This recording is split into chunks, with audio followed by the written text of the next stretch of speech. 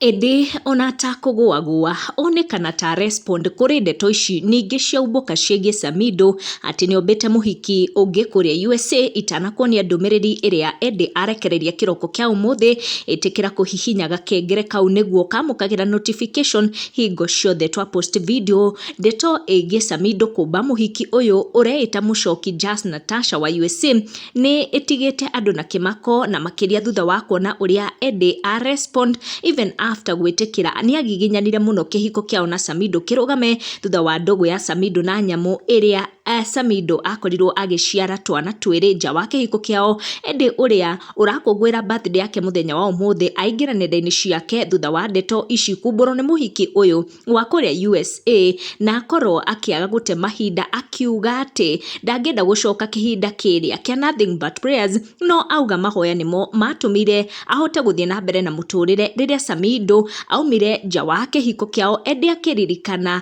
na ndũmĩrĩri ĩno akorwo agĩposti akiuga nothing but prayers carried me through moments I thought I wouldn't survive and God answered in ways I can't even explain. Akiuga being in this world for 4 or 8 months is truly a blessing.